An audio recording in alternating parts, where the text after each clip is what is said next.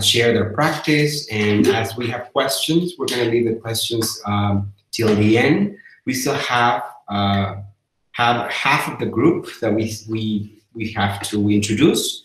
So we'll try to make it as effective as possible so that we can begin with the readings. If we don't complete all of the readings today, we'll give pointers and then we'll talk about them in the next session, but I will upload new readings after the session for next week. Okay, so let's welcome Haley Kane and let's ask her to introduce herself. Haley, are you there?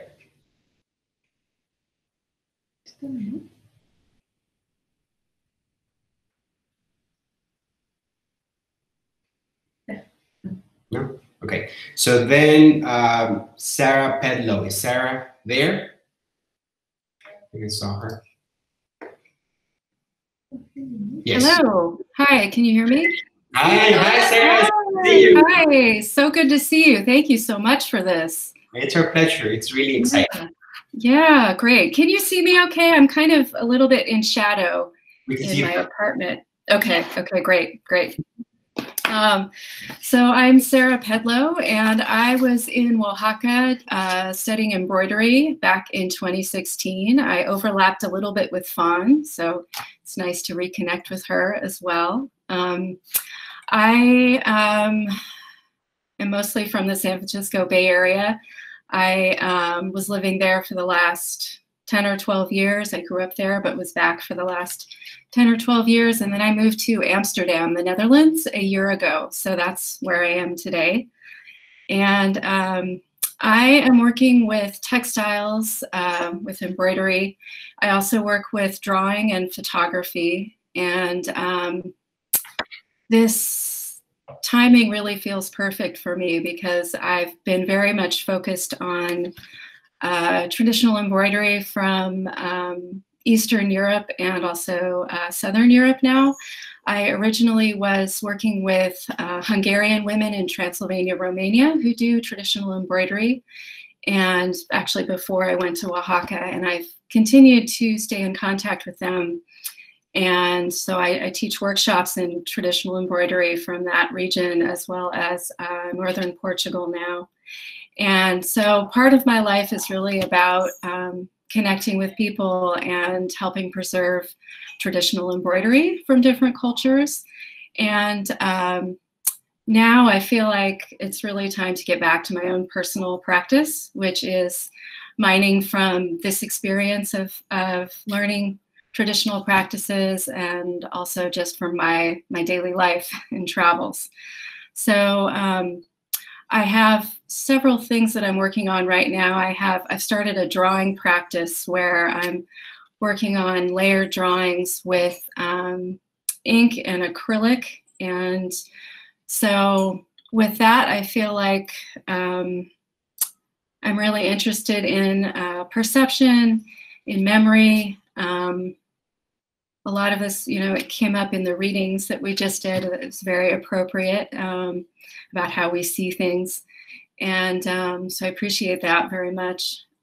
So there's that element of my practice. And there are a lot of elements of decorative work coming into that. So I'm really interested in decoration, issues of class, of course, that come up with this. The term folk, right? Because a lot of what I've been working with is folk art, and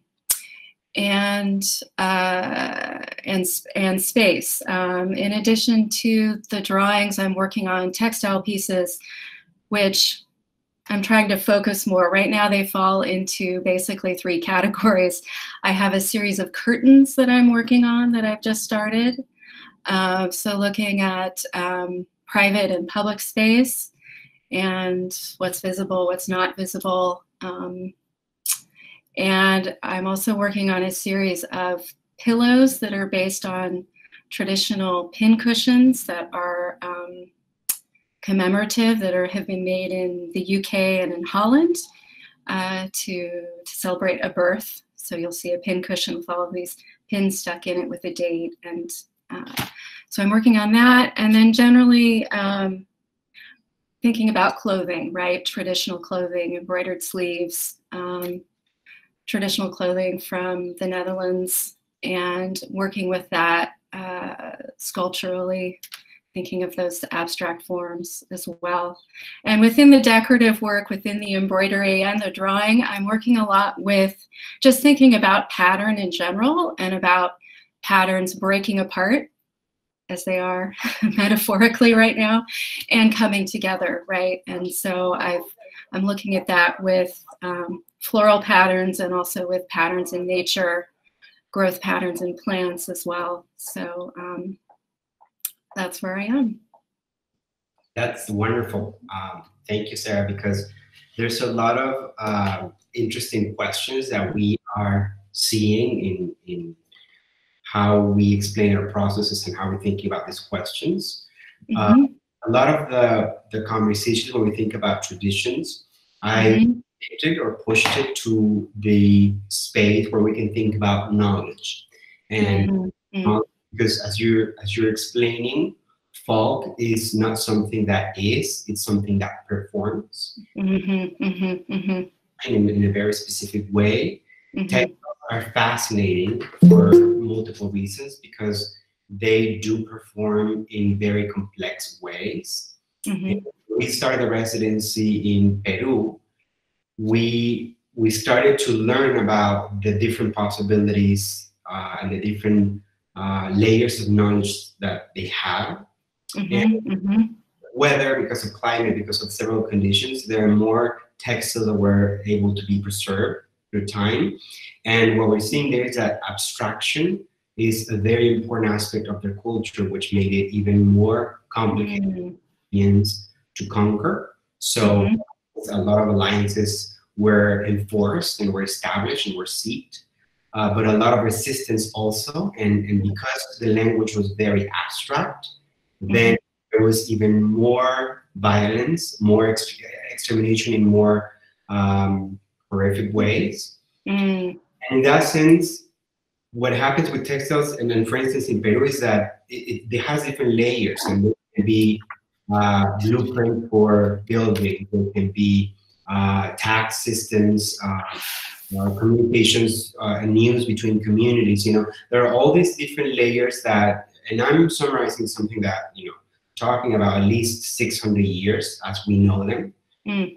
But what happens with textiles is that it's connected with class, and class is something that we usually don't acknowledge as we've been thinking and talking about. So this possibility of understanding how space is turned into place through class is fascinating, how textiles actually have a possibility to subvert that. So we're going to push those conversations from the idea of tradition, because as we were saying last week, many of the words that we use, many of the concepts that we use, we understand what we're saying, but when we use them in context, they perform differently.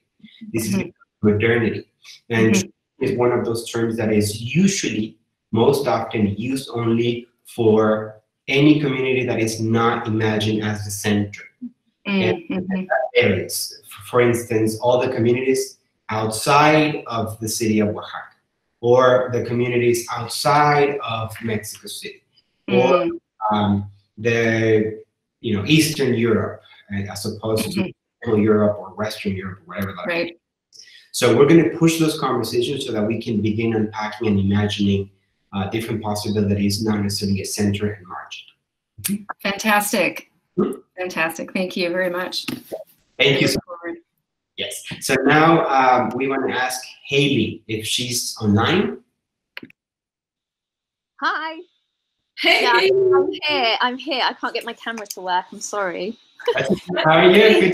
Good to hear you. Good to see you. So I'm Haley. I am a designer and a stylist, and I just come back from Peru in January, doing the natural dyeing course, which was amazing. So I've been working a lot with colour, and since I've been back, I've been building a new collection based on sustainable practices. So using vintage textile linens to make something new from it. So like a dress and a top so far.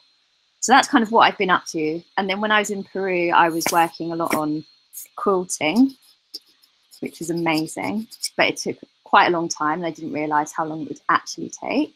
So I made the pieces too tiny, but it's really great. And so for my project, what I'm thinking about doing is a quilt, but a community-based quilt. So everybody creates a piece and then I stitch it all together. So creating like a decorative square, and then, yeah, that's what I'm thinking. Thank you, Haley. Yes. Tell us a little bit more about your connection with color, how you were thinking about color before the residency, and once you started the residency, the course in natural dyes. What Okay. did you discover in the process? What did you learn? What did you expand in terms of your practice? Okay, cool. So I've grown my own vegetables and dye flowers here in London. And I've been really fascinated about how you can extract colour from plants and minerals. So originally I was working with just locally found and foraged plants. And then I wanted to expand my knowledge. So I did that by going to Peru, which was incredible. And that kind of opened up a whole new world of colour to me that I hadn't even looked at before. It was really exciting. And through my business, I paint denim jackets, but they're vintage. So I was looking at a way of creating something sustainable that wasn't going to harm the planet and also create some colour. So I was really struggling to find organic and fairly like ethical fabrics. So that's kind of why I'm going down the vintage linen route kind of thing. Yeah. Thank you. Yes, as we see in the first group of readings, a lot of these ideas about color, a lot about these ideas that even Sarah also mentioned about private and public are beginning to emerge.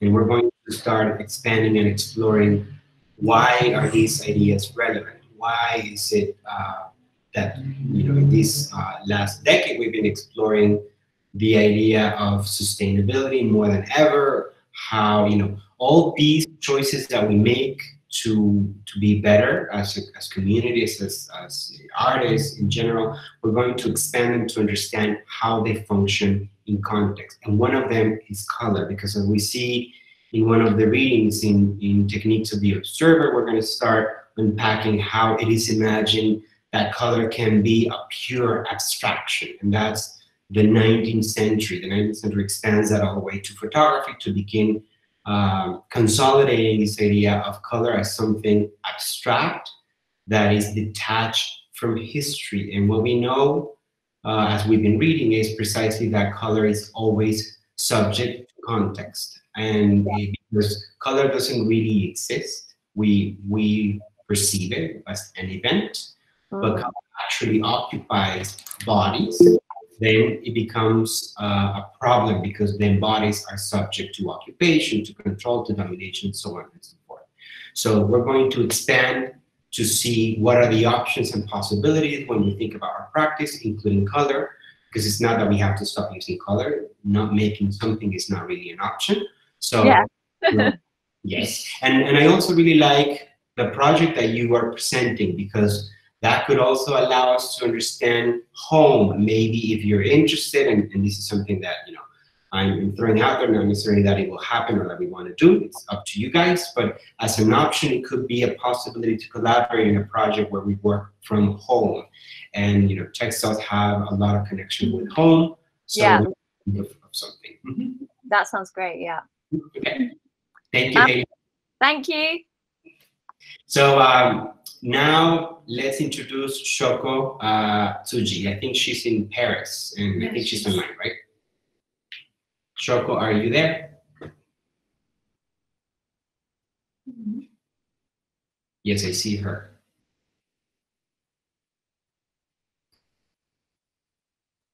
Hola.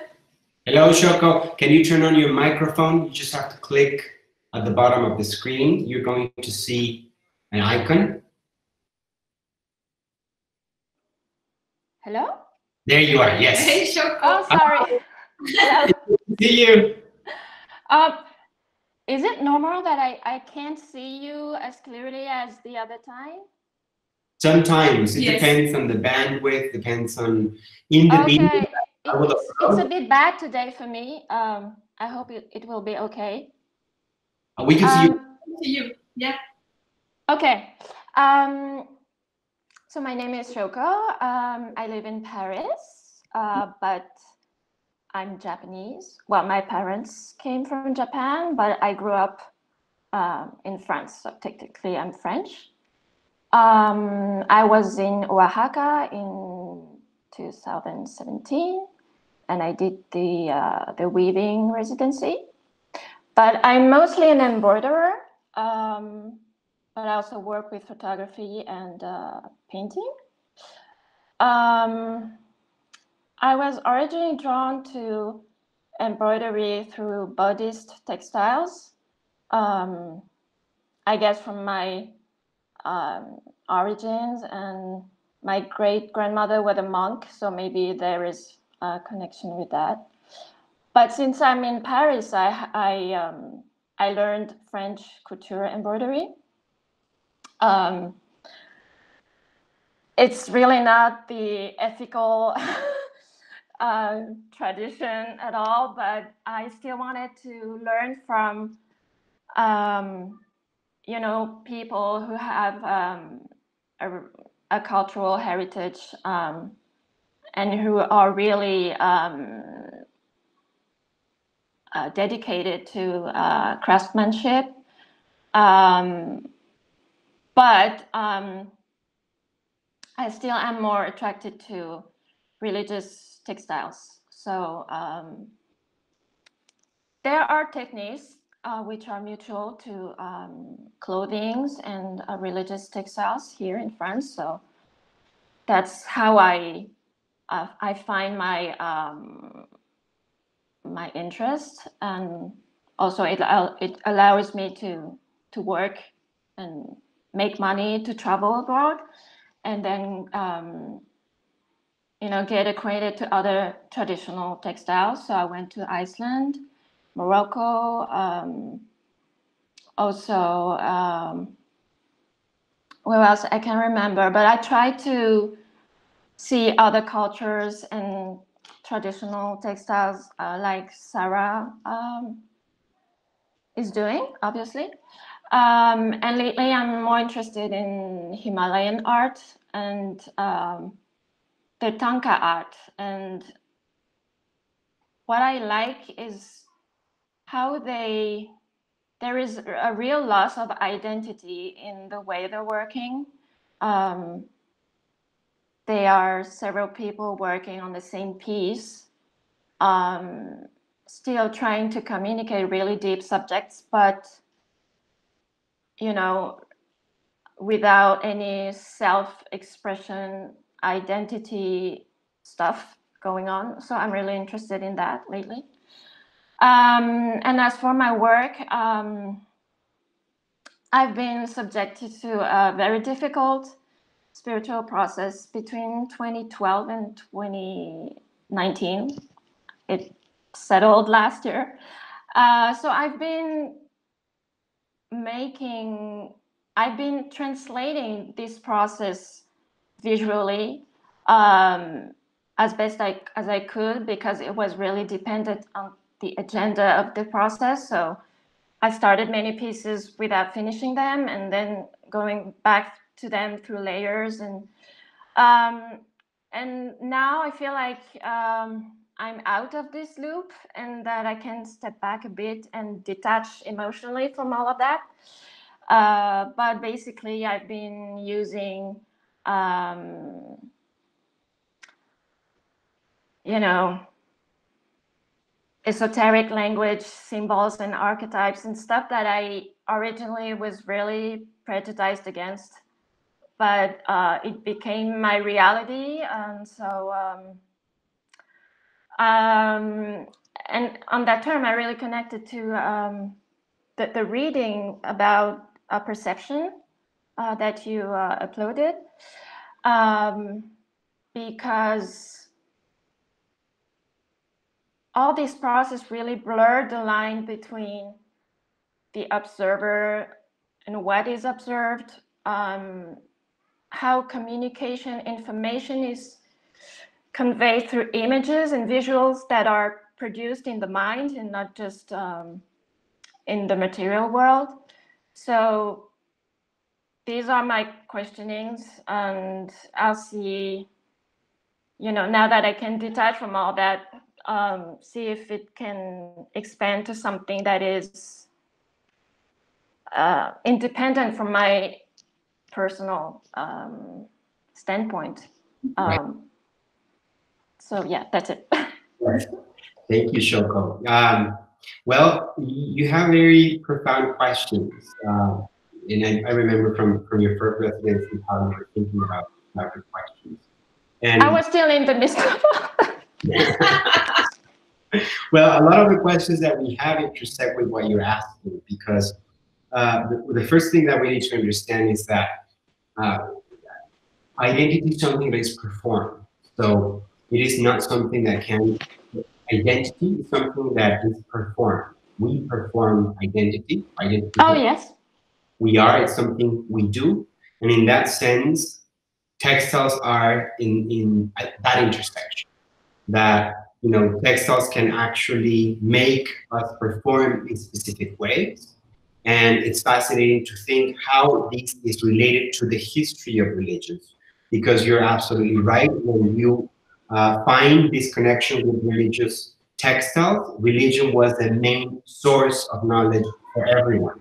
It included art and science, and everything from there expanded. Eventually, religion, as we know it, organized in the ways that we know it today, lost that connection, lost that preeminence, and science emerged as some sort of new religion with the same set of values, with the same similar protocols, similar rituals. So we will expand on many of these ideas as we think about them. This process of finding knowledge, as we have been taught to regard them as esoteric or magical, it is actually forms of contestation from the dominant knowledge. As you were using the quotes, it is not necessarily lesson or magical, or it is actually contesting. So we'll find in the area of tradition, in other forms of knowledge, how it is actually a way in which we were able to survive, a way in which communities can continue to contest, so on and so forth. Okay, I'm sure I missed some stuff, but thank you. You're welcome. Yes, I don't have a good connection today, so. That's fine, because the video will actually record with your quality and our quality, and once we upload it, you'll be able to hear and see everything. Okay. Yes. Thank you, Shoko. Thank you. Yes. So now we want to introduce Kevin Ryan.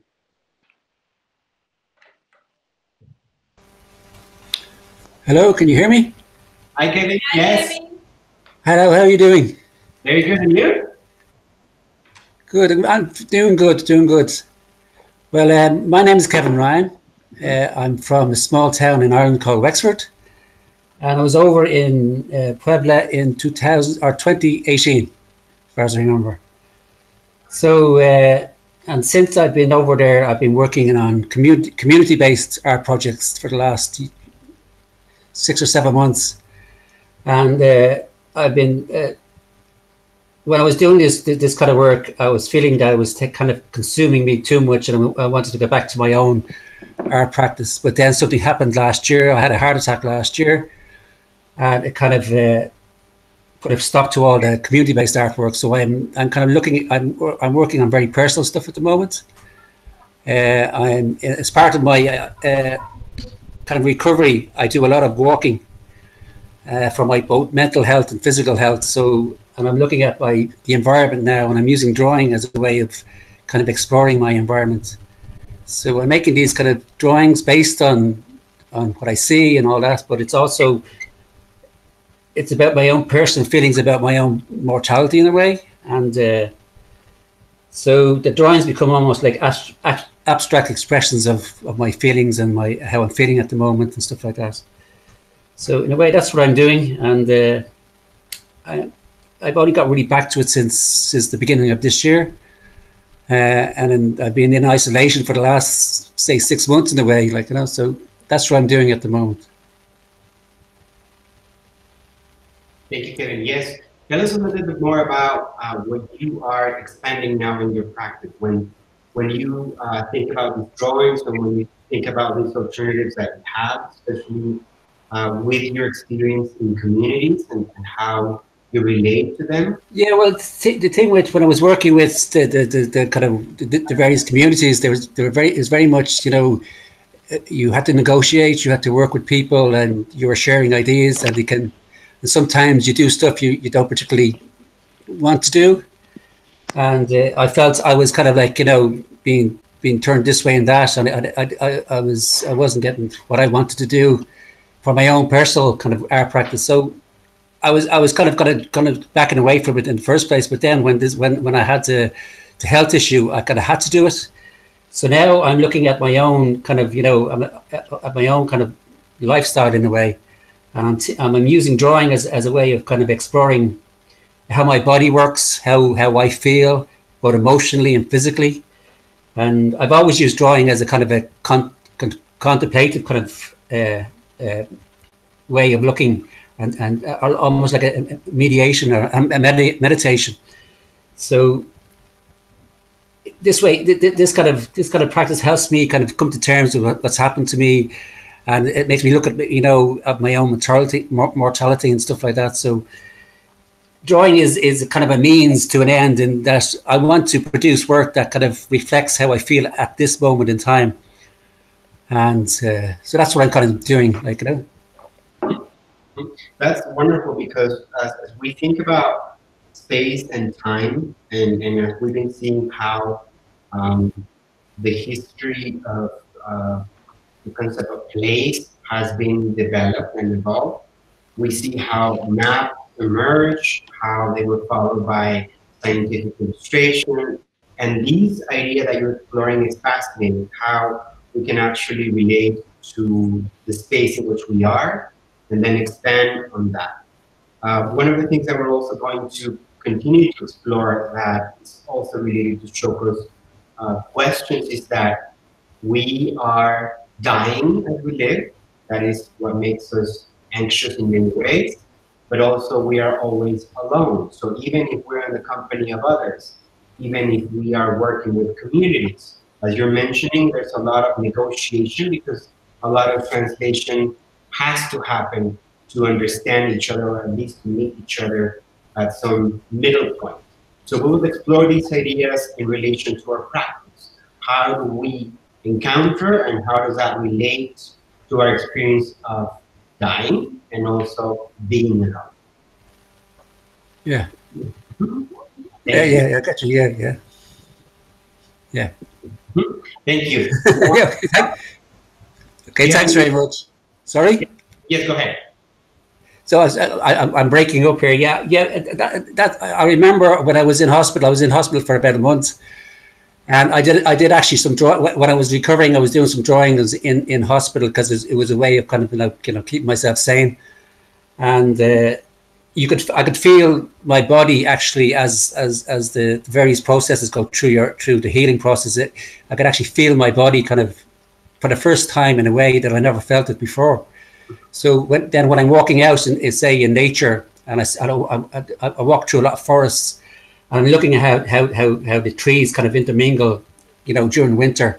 It's almost like there's a physicality there that I feel in my own body, and through the drawings I'm trying to express that as a kind of, like, you know, as not just an object, a drawing of an object, but it's a drawing of an emotion or a feeling, or, you know, if you get my meaning, like, you know. Yes, absolutely. One of the things that I'm going to create a section also on the classroom for those who are interested in readings that connect directly with the pandemic. It's not necessarily readings about the pandemic or to make anyone the press is actually to understand how the healing, the process of healing is separate from the process of medicine and the health system. And how, precisely as you're mentioning, how the process of healing has a function in relation to our community. So I will upload a few readings for those who are there. These are not necessarily mandatory, but for those who have questions about these, feel free to ask them. And anyone who wants to go into this section, I will be uploading readings there as well. Okay, that's great. Okay, thank you, Kevin. Thank you very much. Absolutely, it's our pleasure. So now we want to ask Mariana. We know Mariana is in Bolivia, to introduce herself.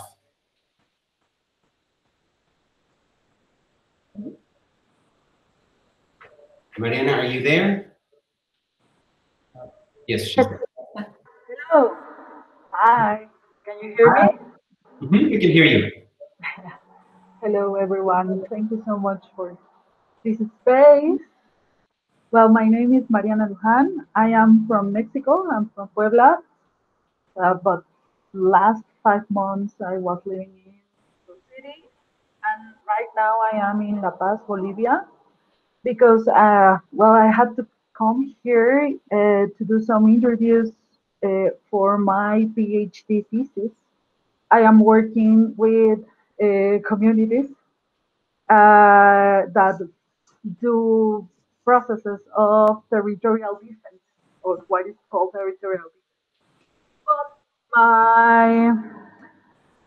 well, I went to Oaxaca and to Peru last year to do an instructional residency of women, and well, it changed a lot of things about my thinking, and also about I rediscovered that I was like being so immersed in the academic world that it changed and raised a lot of questions about my work and my approach to the communities that I have worked with. But well, now well, here in Bolivia we have this forced enclosure thing. We are not allowed to go outside. Like there are military everywhere, and they like check you, and they do not let you go out unless you have a sign day, depending on your ID and things like that. But now that we are forced to be inside, there are more questions that are arising about this this thing of not only how you solve the things that you're supposed to be solving, but also how do you relate to the public and private space. My first approach to the, the the residency was through the idea of domesticity and how domesticity is used as a way to control people, and to how that word translates in terms of nation and in public and private spaces, and how it is used as a tool to control and contain ideas and people and things and everything. So my approach was first through embroidery and through textiles, because they are usually related to as like female work, but they are not necessarily like embraced in that way. In some communities, they use them as a form of resistance, as a form of saving knowledge um, that is like going to be lost, because there is like they forbid, like during the colony they forbid the oral exchange information. So textiles were and they are still a form of preserving that knowledge. So well, I've been trying to put all those things together, but also they have come to ask questions about my academic work, but also of how this new system is working and how it is like. I don't know if that noise is me, but can you hear me? We can hear you. It's just a reminder for everyone to turn up your microphones because it's the audio is a little bit, yes, it's interfering. So I think, Shoko, you have your microphone on, and also Haley, if you could turn it off. If you click at the bottom of the screen, you'll see, there you go, Shoko, and then just Haley, you can turn it off as well, because the audio from Mariana is a little bit low. And there you go. Okay, please continue. Okay. And also Camila was asking a question about a term that you use in relation to territory. So if you can just It's idea. territorial. It's territorial defense, the main idea, which is like communities getting organized to defend resources, natural resources that are in the place where they live. And for example, in the community that I was going to go, they are fighting against an electrical construction that they are trying to put in the middle of a river that is the largest river in Bolivia, and it's the one that provides water to the cities. So basically, they are building a dam, but I mean, it means a lot, much more than just putting that construction in there. So, well, basically, that is like I've been like going back and forward between like these two worlds, like the part of the domesticity, but also the part of like the thing that I have to solve, which is the PhD thesis. And what I liked from the readings that we had, what I liked the most was the thing about the observer, because it starts raising a lot of questions about ourselves as observers. And also, it has to click with you in some way. You have to start raising more questions about your own work, and I think that that is something that we usually forget because we place ourselves as observers and not as observed, and you have to be removed from the center. You need to be moving so much your brain and your ideas from the center and trying to like replace yourself and consider yourself in a different context, because I think that it absorbs you. So, well, that's basically what I have been doing these few days. Yes. Yes. One of the things that I always mention is that although we are more than happy to help with PhDs, dissertation, we're not more than happy. We also have to keep in mind that it's a process that has to be completed in the terms of the university in which you are enrolled. Yeah.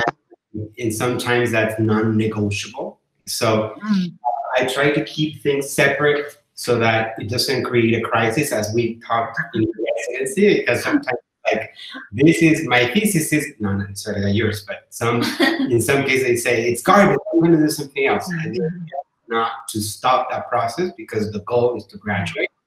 So we're happy to help in any way. Any questions, not only for Mariana, from anyone who's doing any kind of program, we're happy to help with that as well. But it's also important to know that some of the readings are too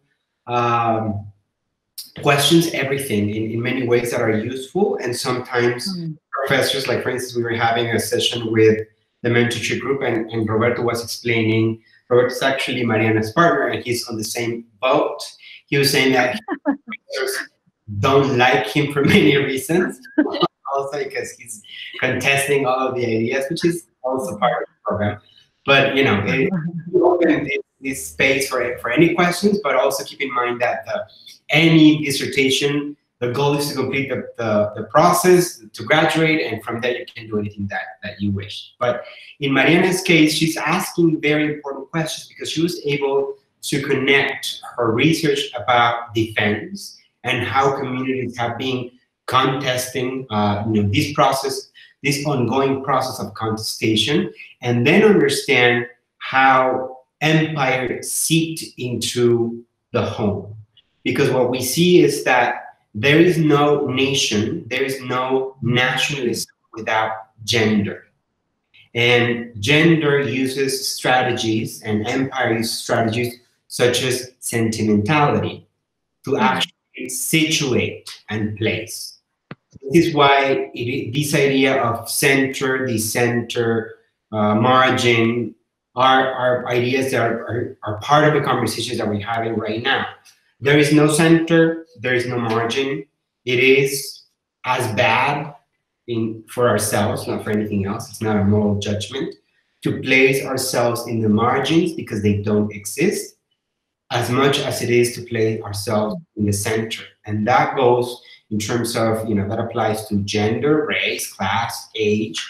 The idea is to unpack and destroy those concepts so that we can actually find ways to relate to these distortions. And as Mariana was also mentioning in the reading about observing, it is imagined, and this is why photography became so popular and so important, it is imagined as if the viewer could exist outside of what he, she, it, whatever it is seeing, which is impossible. We are being part of any interaction, and meaning is always taking place. Meaning is always happening. So we'll continue to explore those ideas. We're also moving closer to the question of domesticity, home.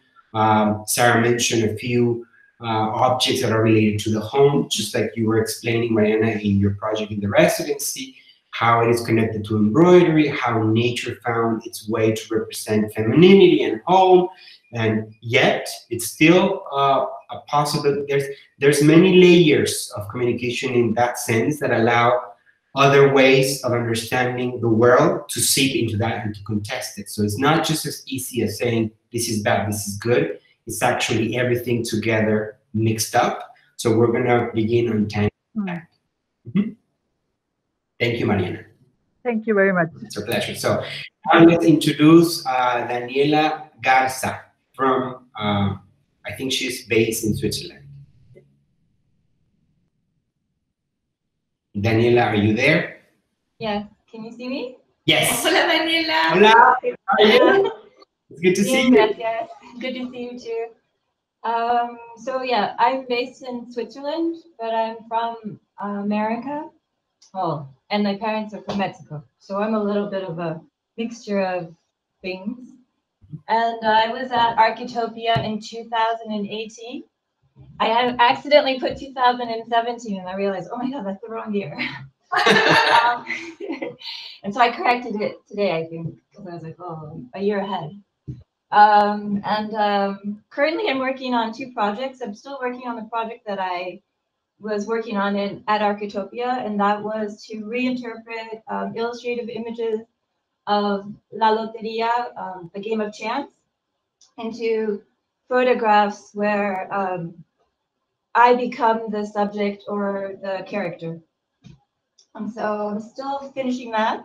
I've been to Mexico 3 times, once with you and then twice after. And I was supposed to be there right now, but unfortunately I cannot be there. So I'm working on my other project. And while I was in Mexico, I saw what the protesters did to the monument of, what was it, the monument of, my memory is so bad, but of independence. The female protesters, how they had defaced it with spray paint or paint.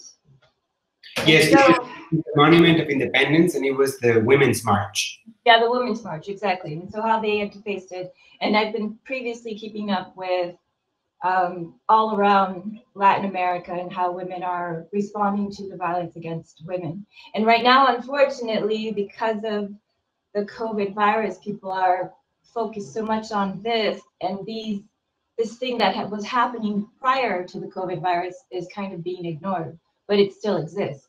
So my work is about taking a female nude and covering her face, masking her identity, but she's completely in the nude, and the idea is to have part of her identity or what she finds valuable, like her sacred space or her sacred object, something that she identifies her person, her persona to, but being nude. So there's kind of this defacement, this objectification when we just see the body, but we don't see the person behind that body. So it's, I'm working with that, and every model I work with either has a passion about the subject, or is someone who's experienced some type of violence against her or someone she knows. So sometimes you can feel a tension between the body, and then sometimes you can feel how that subject is aware and comfortable with her body. So I've worked with victims and people who are not victims, and people who've overcome and feel that they're in power of themselves again. And so it's kind of a personal and how would I say that? Anyway, I don't know how I would say that, but so yeah. So that's what I'm working on. Thank you, Daniela. I'm not very good at speaking to a whole bunch of people. It's totally makes sense, and you know, we're getting used to this new way of communicating. So that's wonderful. The questions that you asked were wonderful, because when we see the 19th century and the previous traditions to the 19th century, bodies were used as an expression of landscape, and specifically women's bodies. So when we see how, and I have several readings that will expand on that, because we see in the 16th century this tradition of I think, therefore I am, I conquer, therefore I am, I exterminate, therefore I am. Yeah. And then it becomes this idea that, and that was a Cartesian ideal, and that's the reading is Ramon Grossfogel's Knowledge in Westernized Universities. As we go, I have given several of you different readings through the years of residencies. I will keep mentioning the bibliography, and if any of you are interested in any of the readings that I mentioned, put a post on the classroom, and I'll be uploading a chapter specifically with the readings that you're requesting. And as we see the idea of progress taking over the world, then Immanuel Kant invents this idea that the body is an obstacle to the mind. Right. It is, he claims that because the body is an obstacle to the mind, then the mind, meaning the I, can exist outside of nature. That's how nature is invented as we know it today. Meaning that nature, because the premise of these ideas is that the subject, not necessarily me, but Immanuel Kant, just like René Descartes, imagined himself of a different nature from the object. And as we move forward into the 18th century and eventually 19th century, it is said that the subject not only is different in nature from the object, it's actually that the object in itself is nature and the subject can exist outside. So the subject can exist outside, the I can exist outside, and the object becomes nature in itself. And because women, and I'm simplifying larger ideas, we're going to explore them, but they're way larger than the time that we have. It is imagined that because women can give birth, they're closer to nature. So they become a representation of landscape that needs to be conquered. Just like Indians, quote unquote, just like indigenous, quote unquote, just like children. This is what we see in the early 20th century with modernism. This idea of how these groups are closer to a raw way of producing images, while artists are more, artists meaning white, straight, men from a specific class, specific age, so on and so forth, they are exempt from that. When in fact, we all exist as part of nature, when in fact, we'll approach things in complicated ways. So we will expand that, because these ideas that you are thinking about do connect. There's a reason why the Monument of Independence was attacked. It is a representation not only of freedom, but freedom invented in the 19th century. So it is iconographically connected.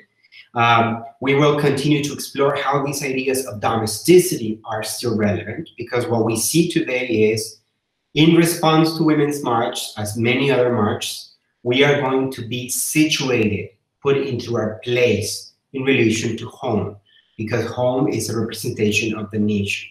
Not necessarily as simplistic as that, it's way more complicated.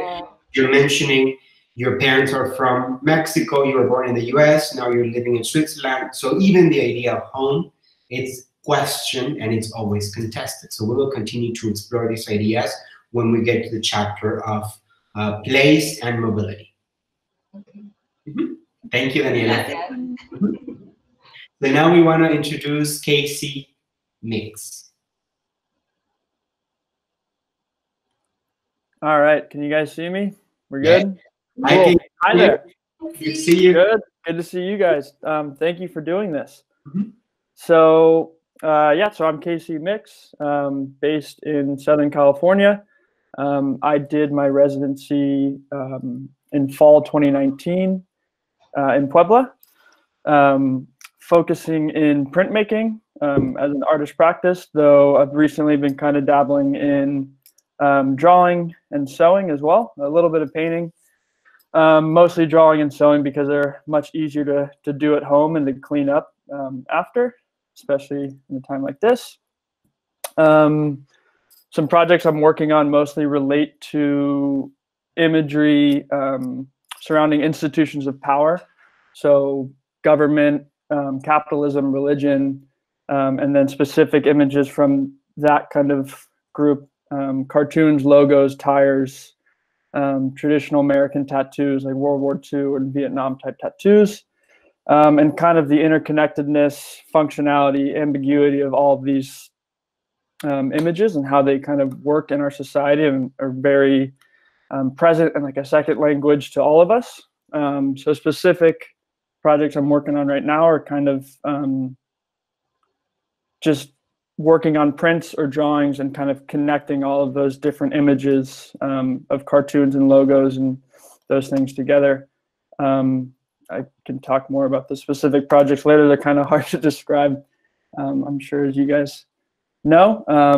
A couple questions that I've been thinking about, and they're pretty broad, but I've been asking the question of like, what does the art that I want to be making look like? And then like, what do I want it to say? And it's kind of the opposite question of the, thinking about the shadow of your work. And then, kind of, am I using the right mediums currently to express what I want to say and what I want to make? So I guess it's kind of like an existential crisis in my own work, but in a good way. I'm realizing like maybe though I like printmaking, it may not be the best form of art to express what I want to say or what I want the art to look like. So I'm not very good at drawing, but I've been really interested in enjoying the process of drawing recently in isolation. A couple other things real quick. I really liked, and I think I wrote these down, so bear with me here, but I really liked what Fawn was saying about struggling with creativity right now. That's kind of something that I've been going through. Like, I'm not working right now because both of my jobs require me to be at a school with kids. So all of this pressure is on me right now to like work on my artistic practice and to create, but it's overwhelming and it's kind of like, it seems like the perfect time, but it's really the hardest time in the last year for me to make work. So I really like that Fawn said that. And then Lindsay and Haley were kind of talking about environmental impacts of their work. I think Lindsay was kind of talking about a solar process that she uses, and Haley talking about reusing materials and vintage materials. I'd love to learn more about their practice in regards to that. And then lastly, what Millie was saying yesterday about, or Tuesday about, she's trying to learn, and I think Taylor was talking about this as well, but like learning how to explore rather than to fixate on certain projects. So really trying to get a kind of a wide variety of things going on in artistic practice. So that's something I'm working on as well. But yeah. Wonderful. Thank you. First thing I want to say is that I know that there's not any technique that would be the wrong technique. All techniques are perfect as long as you enjoy them. Not necessarily that, and I'll keep repeating this every time we meet, because intention will not remain in the work, so it doesn't matter. So the questions that you're asking, what I want to say with a question mark, it's perfect. What you need to remember is that it doesn't matter how the work looks like, because it's always in process, never finished. And it's great that you're finding this connection with drawing. It's great that you're finding, but it's not, one of the things that we have to learn as artists is that our intuition is what matters. This idea in which we have to create work based on an artistic statement and based on production, meaning complete this number of pieces, you have a show, that helps in many ways, because it also will become our source of income, our source, the possibility of teaching, the possibility of collaborating. It's perfect. It's part of, it's a result. It's not the result, it's a part of the process. But we need to relax. It is, I know it sounds ridiculous, especially today, but we want to make this space a space for breathing. So there's not right or wrong answer. It doesn't matter what we try to do, because intention will not remain. It matters in terms of our own journey. It matters in terms of our intuition. It matters in terms of what you're finding as part of the process. And I'll expand on the technique question, because as we see the different forms of moral judgment, for instance, first beauty, then aesthetics, then irony, and that's 16th to 17th century, 17th to 19th century, 19th century to today. Beauty, aesthetics, irony are forms of moral judgment, creating categories of power. So each one of these ways in which we are used to see art or produce art have to do with the source of meaning for the artwork. And I'm going to go from this time to the past. So for instance, today we think that concept is the most important source of meaning for the artwork. Not true, because it will not remain in the work. The work, once it becomes text, and this is referring to the introduction to the book, Performing the Body, Performing the Text. Once the body is released, meaning the artwork becomes text, then the meaning cannot be contested. We cannot alter how the text performs. So essentially, it doesn't matter what we think. Essentially, it doesn't matter what we think, it matters what we do. So concept is not the main source of meaning. The second idea is that form is the main source of meaning. And this goes back to the early 20th century, late 19th century. Not true. Form is not pure. So this idea that color can be the perfect abstraction, or that circles or that squares, it's absolutely not true. Every symbol performs different meanings depending on how we think of them. And we have some of these discussions during your residency, for instance. Now, a radical symbol, the Nazi symbol. What it means today with the history of the world that we've learned today is very different from 10 years ago, or 20, or 30. So symbols, and we also know that that symbol was appropriated from a different community and meaning. So symbols are never stable. They're always changing meaning. So form is not the main source of meaning. Now, what I think is that technique is the main source of meaning.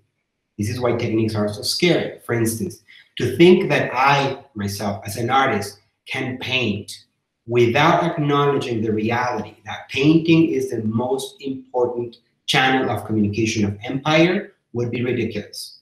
No matter what I paint, no matter what I decide should be the subject, no matter what form it takes, it is connected to the most important form of power in the history of modernity, which is imperial power. So what it's telling me in this case is that there are rules for painting. Not rules in terms of what you mix first and how you do it. There are rules in which the painting, once you release it, behaves. This is why when you see in the art world, usually painting is reserved to men or to women, whatever even that means, men, women, in certain conditions. And it's also regarded as the most expensive form of art. Again, I'm simplifying things that are very complex. It doesn't mean that there's one technique that is more expensive than the other. It doesn't mean anything like that. I'm simplifying the history of art. But what I'm saying here is that the history of techniques do perform in context in such ways that if we learn the rules of that technique and how it performs, we can possibly subvert them. This is why there's not any wrong technique. It's actually knowing the history of technique. For instance, in terms of printmaking, how it is connected to social change in the 20th century, how it was also used as the form of divulging ideas, but also controlling. So these rules, also the number of prints that you can make and historically have been made of specific documents, how the first edition is more important than the second. You know, all these rules tells us something of how the work performs in context. Mm-hmm. Right. Thank you. Last thing I just want to mention real quick, when you were talking about on Tuesday about maybe certain ideas for us to connect, Yes. a lot of people have mentioned some really cool things about like quilt making. And I think I mentioned earlier, Lindsay was making like the solar prints. I would love to like, you know, have certain artists do like video tutorials on what they're making if they're willing to. Like I have an interest in quilt making, but I have no idea what to do. Maybe the other artists in the program that are doing quilt making could do a cool like Instagram live or you know, a YouTube video or something on Google Meet or something that's kind of showing their process. That would be kind of a cool way to connect and for me to learn all these new processes. So yes, this is very important because one of the things that I'm gonna try to finish introducing everyone because I want to end this session with a few ideas of how to connect. We talked about the hashtag, not only in terms of finding each other out, but also this possibility of connecting through different apps, but also how to break into groups or how to connect. I see really incredible possibilities of how we can start working together. So I want to finish this session with a few of your ideas. Let's brainstorm by the end so that we can have some agreements on where do we go from here, and let's do that. We can share a practice. We can also post tutorials that we find online. And I think this is a great beginning to start thinking about how we can collaborate in groups so that we can, you know, I'm more than happy to share what I know, what we have. So let's do that. Perfect. awesome. Thanks, guys. Yes, thank you, Casey. So now we want to ask Sarah Sipling to introduce herself. Hi, can you hear me? Yes. Yes. Hi, everyone. Hey, Hi, Sarah. It's good to see you. Hi, you too. So I was a resident in Puebla almost exactly a year ago. This time last year, I was getting excited to go. Printmaking resident. I mostly do printmaking. I am from New York, but currently live in a tiny town outside of Kansas City.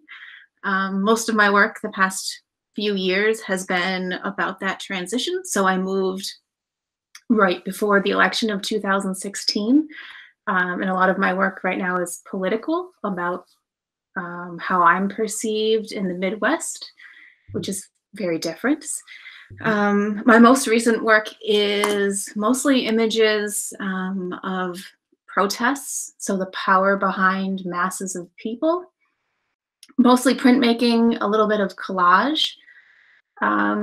But now in the past few weeks, when I look at those images, they mean something different. So seeing images of masses of people is scary at the moment, not powerful. So I have put those aside just momentarily. And I'm working on just ripping up old prints and trying new collage techniques and thinking about those old ideas of power and privilege, how I'm perceived. I've been thinking a lot about how race is perceived, and how that might look through imagery. But also most recently, fear, which is new for me, and how I can think through fear and how fear relates to actually everything else I've already done but haven't been aware of it. So how fear relates to power and privilege and politics. Thank you, Sarah. I love the way you frame your practice. I remember many of the conversations that we had during your residency, and this is perfect because how we are perceived has little to do with us and how we embody. It has to do with how we are being read, and it says more about who's reading us than ourselves. This is not to deny privilege, but this is to reveal how race doesn't exist, gender doesn't exist, class doesn't exist. Now, it's very complicated, highly complex, because I can say as many times they don't exist. However, they do have an effect in reality. They have a very painful effect in how we experience our lives, how we create or destroy. So it is very relevant to our experience, yet it doesn't really exist. So it is important to think about how we perceive in relation to how we are being perceived. And I love also how you contextualize the work that you're doing, because I didn't even think about that. How the ideas of social change were attached to specific images of moving. And now those images are even dangerous to talk about. Whenever we had any post about a group of artists that we've had in the past, there are questions about, what about social distance? What about safety? What about health? Yes. So what we need to think about is the world did change. It's a very different world. It's more complicated. However, there's also in this movement that has been massive, it's a paradox. In many ways, nobody's moving. But in what happened, there are many opportunities like what we're doing today. So this idea of how we can rethink images, how the history of images tells only a very partial history, because it is also true that these ideas of fear that communities are experiencing today are very close to our reality in many other communities. This is not new. Not necessarily that it's okay, but it is part of the history and how we relive history. So it is a chance to rethink what we do and how we do it. Yes. Thank you. Thank you so much. Thank you. So now we want to introduce Karina Serapio.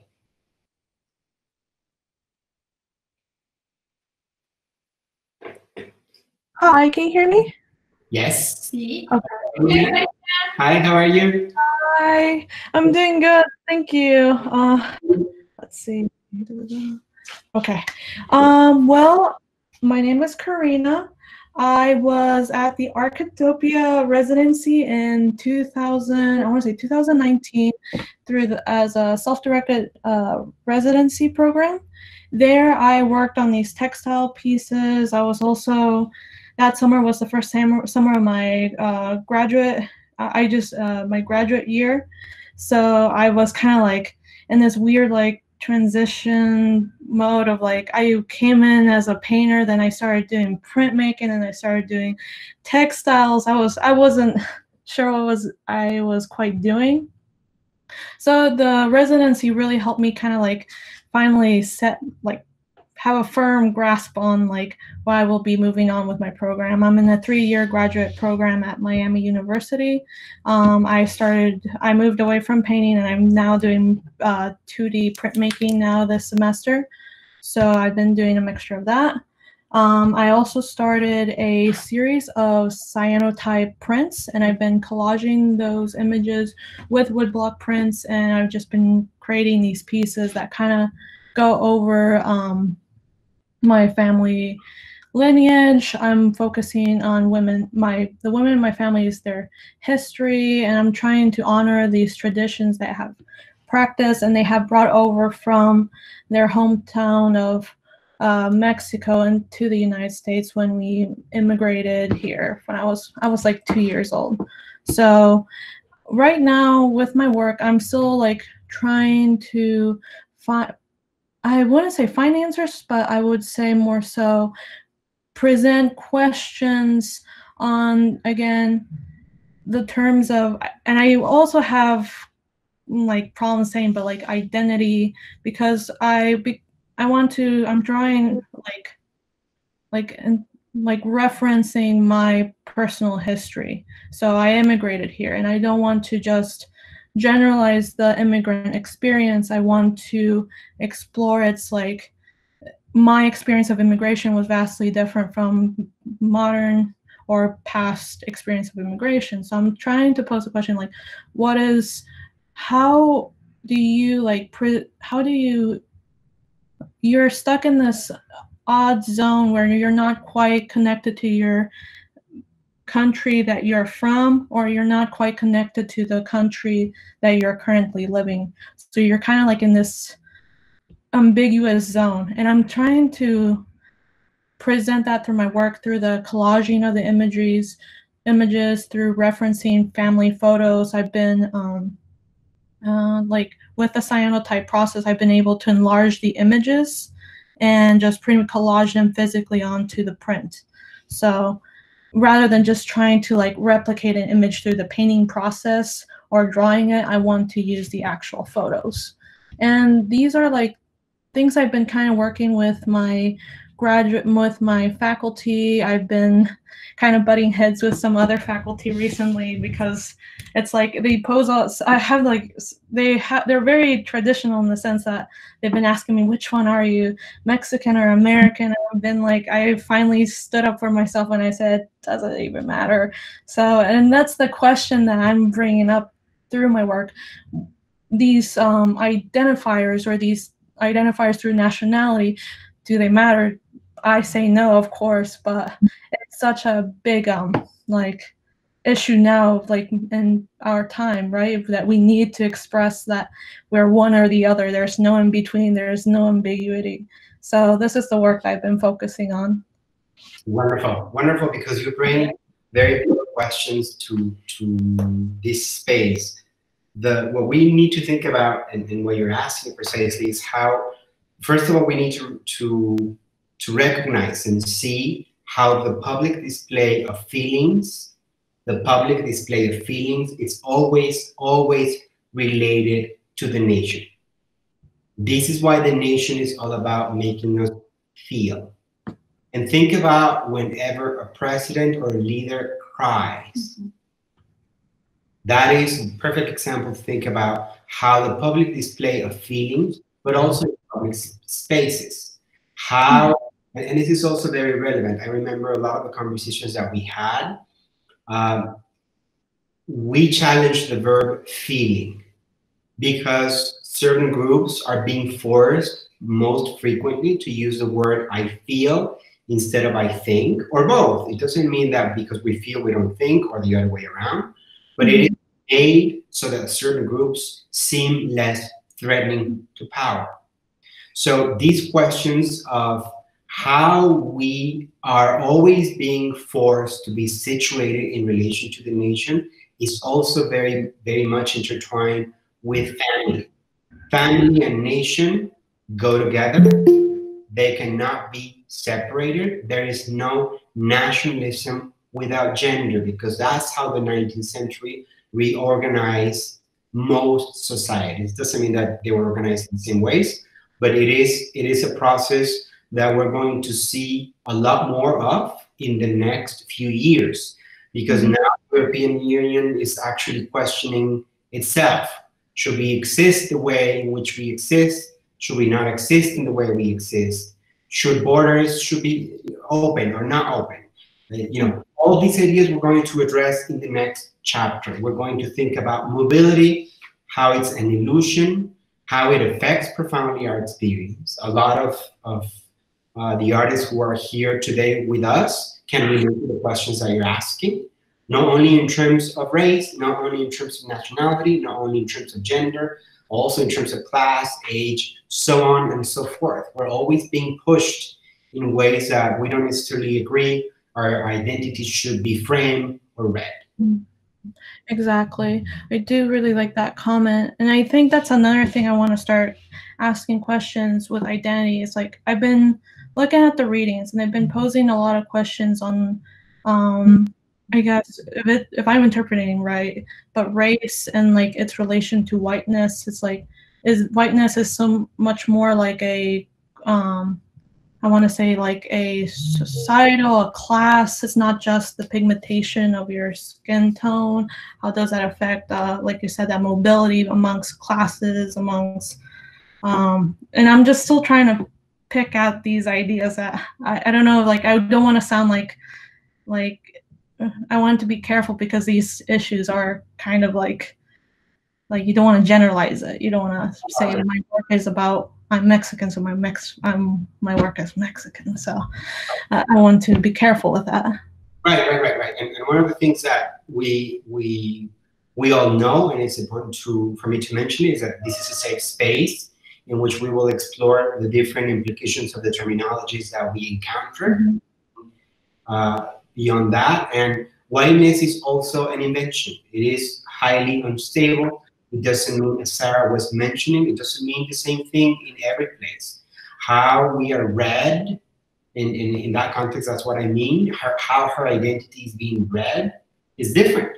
How I'm going to be read in Puebla is very different from Oaxaca, is very different from downtown, it's very different from other communities, even in Puebla. So all these ideas about race, age, class, so on and so forth are inventions, and we'll begin to unpack them to understand what they mean and how we relate to those ideas, to question them. Great. Thank you. It was nice seeing you, though. Thank you. So now we want to ask, I don't know if Anna Hillary is online. I think so. I don't think so. Okay, so then we'll move on to John Ildefonso. He knows what I'm talking about when we say Oaxaca. John, are you there?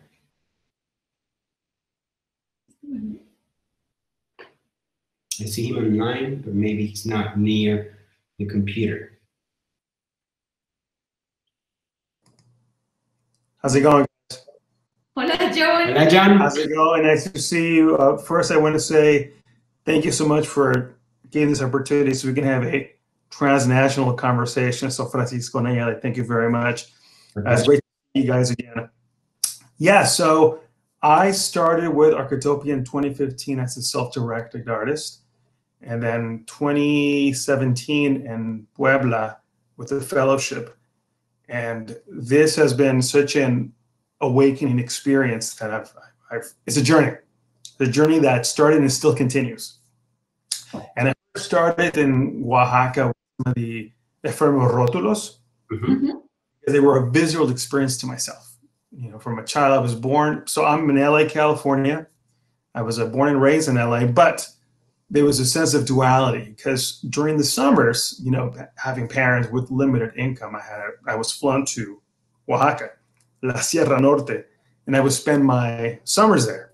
So as a child, I learned Zapoteco and I learned Spanish. And then I do remember a time in my life, I might have been 5th or 4th grade, where I stopped thinking in Zapoteco and Spanish, and then I started being metacognitive in English, and then thinking in English and dreaming in English. And during my formative years, going back to Oaxaca, I remember one of the visual experiences, seeing the rótulos, the colors, the smell, the people, the language, and it triggered a new sense of exploration for myself as identity. And being in LA, you know, there's a lot of culture, there's a lot of Mexican presence, and like Francisco, you said, Oaxacan is one thing, right? So being in the Oaxacan community in LA seems very familiar when I'm in Oaxaca. But at the same time, and I think Karina kind of nailed it earlier, that the idea of identity. So being a person of Oaxacan descent in LA, being a painter, that itself becomes a political action, right? Me choosing what to paint or what to portray becomes something that's larger and global. And thanks to Arquetopia and the discussions I had with Francisco and even with Dr. Manuel Ortega, I found the responsibility of what I have to do as ownership and accountable. I've been teaching high school art for the last 16 years. And what I brought from Arquetopia, even during my grad school times, is like really not just challenging myself, but also challenging the aesthetics of institution in America. And I think you mentioned some of the other conversations you had in classroom is that sometimes we have a directive in conditioning students in higher education that you just listen and digest it. But I think part of the conditioning that comes from there is very dangerous, because as artists, as scholars, is our responsibility to challenge these norms and say why. That's why the reading you brought up, the emptying the museums and decolonizing the curriculum, oh my God, it was like, yes, yes, yes, let's do more of it. But doing it thoughtfully with the premise and acknowledging the history. So a little bit of my current work is a book that I was brought to know during my stay in Oaxaca, was Imagine Identity in New Spain from Carrera. It really opened my eyes to the Casta paintings. Now, I've been around Casta paintings. I've seen them in museums, I've seen them in Mexico, but never really understood how they stand for documentation in 16th, 17th century New Spain, and how the reaction of colonialism in Mexico permeated its way all the way to where I am now in California. So my current work explores the transfer of colonial class system in Mexico, documented by these Casta paintings.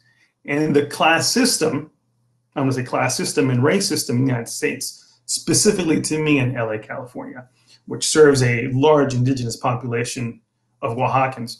In fact, I think LA is the second largest population of Oaxacans outside of Oaxaca. So where there's no short of the familiar, clayudas, tamales, it's all here. So the objects and texts for me are something that comes from the original Rótulo paintings, because the text was a big thing. So now seeing the text in the context of Casta paintings brought a whole new light. So having the Casta paintings as a visual record intended to confront the past and call attention to the long-standing system of race, colorism, class, and the pejorative attitudes towards the indigenous people of Mexico and LA. So my paintings right now intend to foster a difficult conversation about the implications of establishment, visual racial hierarchy, the continued impacts of racial historical prejudice, the creation of false narratives, and then again, false, and then what's true, of the indigenous people of Mexico. And it's perpetuated to maintain throughout the Americas and beyond. I mean, I hear from different scholars in this meetup that they face these challenges. So that's currently what I'm working on right now. Wonderful. Thank you, John. I'll contextualize for those who don't know or haven't seen Casta paintings. It's a very specific genre of painting that emerged in the New Spain, which is Mexico today. And it was a very prolific genre of painting because it included 16 images of what Europeans imagined was the documentation of the mixing of classes and races and calidades, which are very complicated terms that were happening in several periods of different anxieties from I think the 17th century all the way to the 19th century. And what is fascinating and that is very important to state, as John is explaining, there is a very distinct difference between place. So what race means in Mexico is very different to what it means in the United States. What class means in Mexico is very different to how class operates in the United States or any other country. Now, these two ideologies work together. Usually one is the most important signifier than the other, and they attach to each other, and they inform certain aspects. And I'll give an example. Because of my class, I perform gender in the way I do. Because of my class, I perform race in the way that I have to perform it. Age, all these different elements. If I move from Mexico to California, I would perform it differently and probably more race than class. But remember that both race and class, just like age, is not something we are, it's something we do. So let's keep in mind, and this is something that Linda Nochlin talks about, that in the absences of art, and this is referring to the reading, The Imaginary Orient, she talks about three absences: the absence of the artist, the absence of time or history, and the absence of art. Art is never documentation of anything. It's always an imagination. It's one perspective in an ocean of perspectives. Now, John is right because when he says that it's used as documentation, because it was used as an index of what was happening in the New Spain, and that included, it was a biological, quote-unquote, index. It included animals and fruits and landscape, all these ways of organizing for power. Now, from the perspective of, especially when we see Casa paintings approaching the 19th century, it was a way to perform independence. It was a way of saying, we are not Europeans, we will never want to be Europeans, we are better than Europeans, even whatever that means, it is an invention. This is what we are that you might never understand. So there's always contestation. What is interesting, fascinating, and important is that artistic agency is what is used to challenge these ideas. Although they might be organized in specific ways in terms of art history, artistic agency is what can actually challenge art. Okay. Thank you so much, guys. Appreciate it. Our pleasure. Yes. And I'll be including all these readings. I think I'm going to make a chapter of previous readings so that if any of you are interested in these terminology that we're using, bibliography, you can always go back so that you can actually source it out.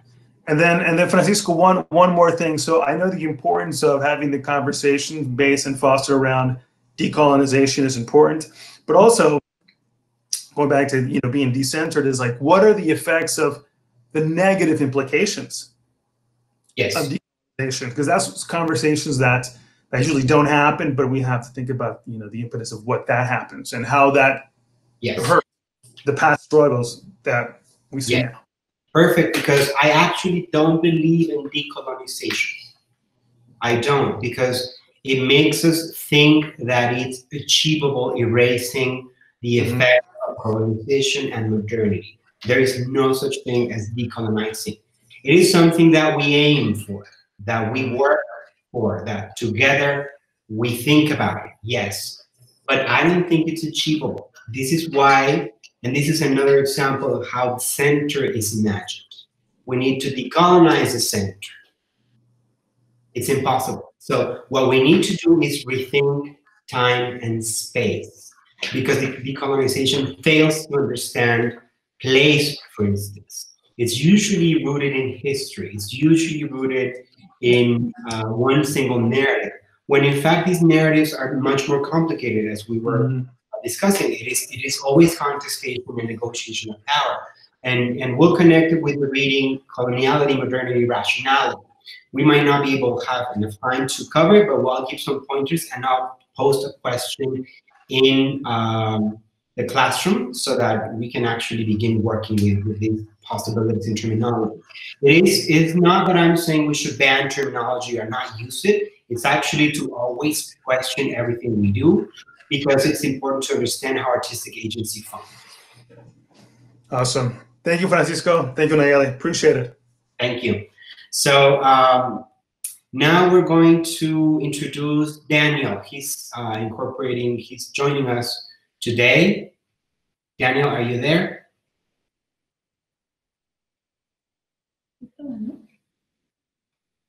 Okay. I haven't used Google Meets. Hello, everybody. Hi. Hi. How are you? Hola, ¿cómo estás? Thank you very much for having me. Sorry, I got my times wrong. That's I fine. believe it's 1 o'clock now in Mexico, yeah? Yes. Yes. Sorry, and you started at 11:30. Yes. And we had daylight savings a couple of days ago or weeks ago, so that's why it's probably. Okay, so that's different. Yes. Anyway, it's quite early here in Australia, and I look a bit groggy. And I'm not sure if I'm up to talking about race and decolonization, place, space, and history just yet. For your introduction, we just need your name, the location, the year of your residency. Tell us a little bit more about your practice and your current project. Okay, so Daniel Connell, and my residency was, I feel like I'm just finished. So it was from January to March this year. And I've just come back to Australia and just come back out of quarantine and starting to venture out back into the new real world. Current project is I teach at Adelaide Central School of Art, and so we're madly trying to put everything online and do all these sorts of things. So we're converting our course, but that's how I earn some money. And my current one of my projects at the moment is to do exactly that, I suppose, is to think about I work a lot with new migrant communities in representation and in a representational way, which is what I was thinking about during my residency there.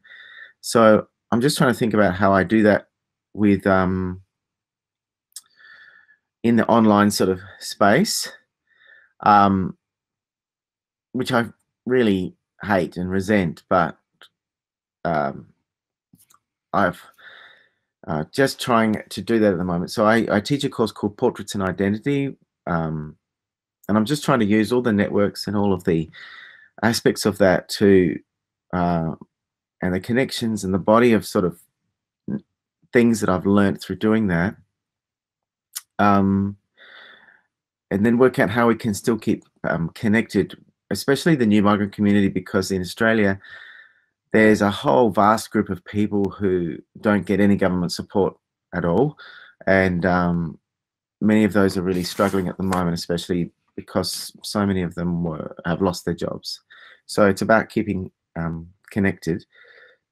And I managed to get some government funding as well, but I'm still working through that for a project that I applied for while I was at, I did the application while I was at Puebla, so it's been good luck in working with palliative care, so working with health professionals and artists to gather and create an exhibition around different cultural approaches to dying, to make that more accessible to health workers.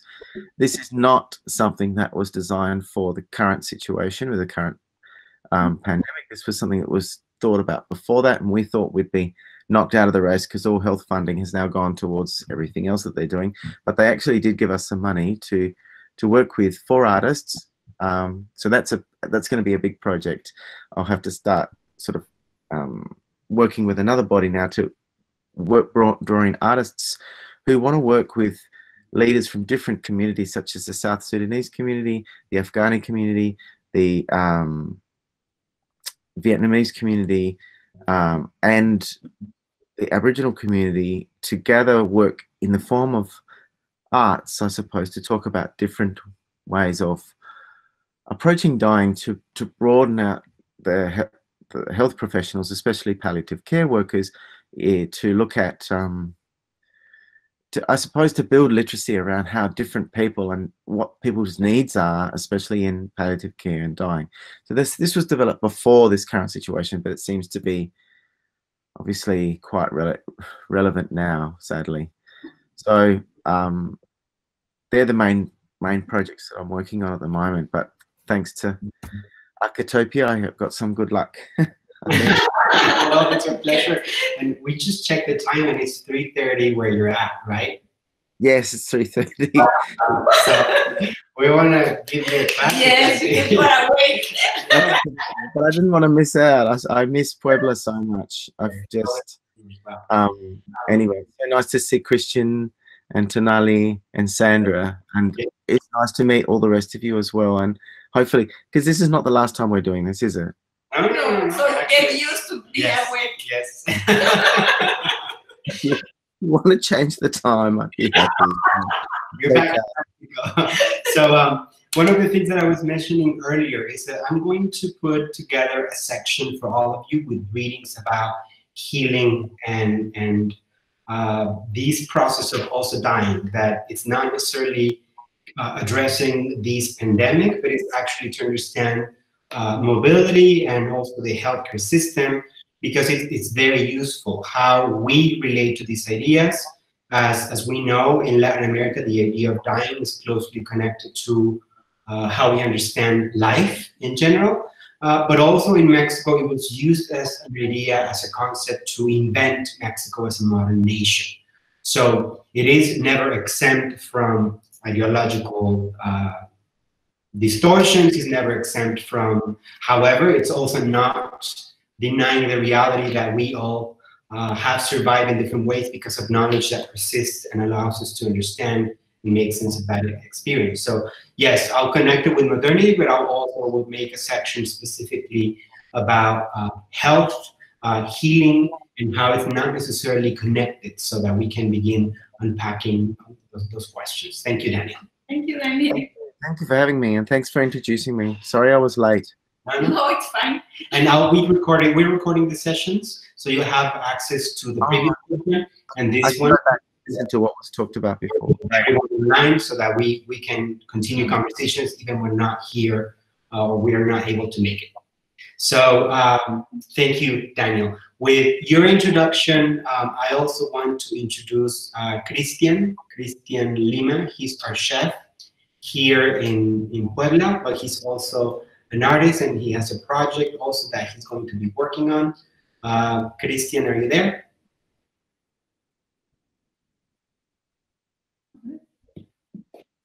I think I saw him online. ¿Listo? Listo. Hey to everyone. How are you? I'm gonna answer. So yeah, I'm Christian Lima. I'm from Puebla City in Mexico. And as Francisco was saying, I'm the chef at Arquetopia's house in Puebla. I have the chance back in December last year that I spent some time in Peru for some research, and as I started this research, I was with these ideas of celebrations, all these ceremonials and all these rituals about food, because I'm into food and I'm really into food. So yeah, I started making some questions and take some pictures and have, read some books, and being in there, I have the chance to have this experience about the food and about some I don't know, some traditional ceremonies as weddings and births and all that. So that's what I started to look for because I want to. I'm a ceramist. I like to do ceramics, and I'm trying to, and I've been there for a while. So I started for creating that. I thought I was going to do like some dishes and pottery and all that, but being in there having the chance of experimenting the living there, the whole food, the whole relationship between food and between ceremonials. I got in touch with some ideas, and I'm working on weddings.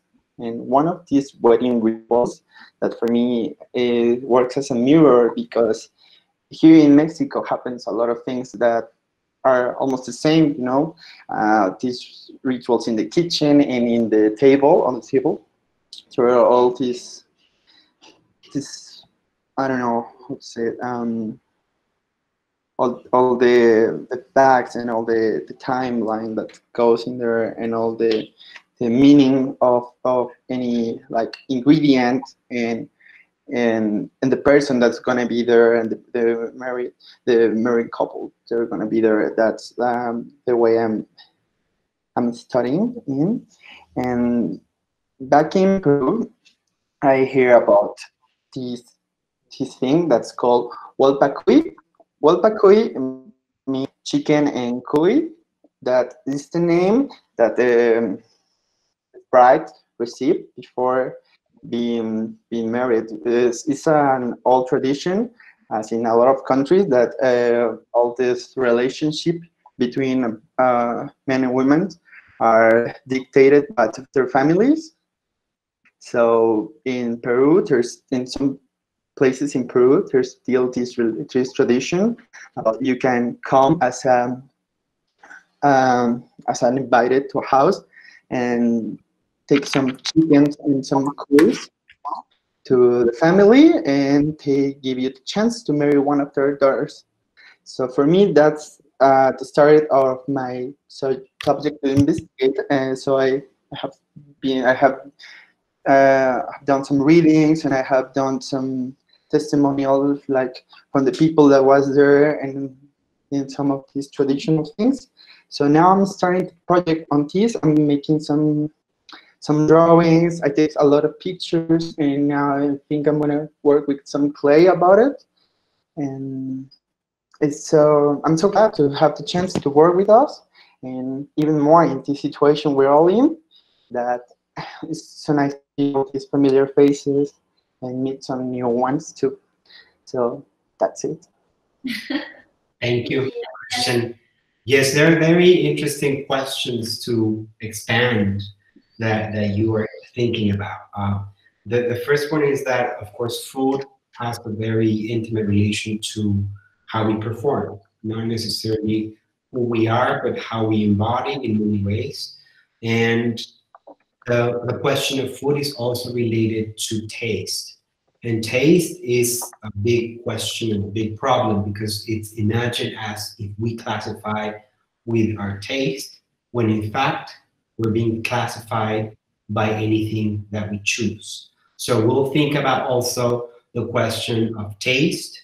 Another important question is community as a source of knowledge that has allowed many people to survive in many cases and in many ways. So to rethink our relationship with communities through food, through knowledge, we're going to expand the idea of ritual, because ritual is always this category that has to do with anthropology. So we're going to rethink that to understand how knowledge emerges in different ways, and how these celebrations can also allow performance in a way that can subvert certain relationships of power, so on and so forth. Okay. I was also having these ideas in my mind about how they're all like connected to the religion, the food, the table, the kitchen, and how does that it's so familiar being there, and how that chance to experiment this works for me as a reminder, that is as a mirror, that all these same situations happen in our country and in a lot of countries all around the world. So for me, it was like just like I really had make a lot of noise in my mind. Mm-hmm. Yes, absolutely. We'll also, maybe there's also a group of artists who are interested in food as well. So by the end of the session, we'll think and brainstorm about how we can break into groups, and how we can start having also these spaces within the classroom to work together, and then also work from home. Thank you, Christian. Thank you. So now we want to introduce Sayani. She's really in Urubamba. Sayani, she's our site coordinator for the moment in Peru. Sayani, are you there? Yeah, I'm here. Hi, everybody. I'm so happy to see most of you. I met you in different times. As you know, I was working for a while in Oaxaca, I met some of you there. Also, I have been in the Puebla space. I meet other them there and other parent here in Peru. For the moment, I have been here. So, as you know, I'm not an artist. And in this moment, I'm really nervous. I have this little problem. I'm sweating, but at the same time, I'm cold. So I don't know if take off my jacket. I'm freezing. So this is really, really exciting for me.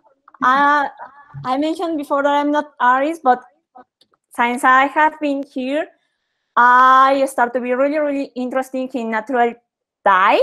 So during the last Maria's workshop, Maria is the teacher from here, I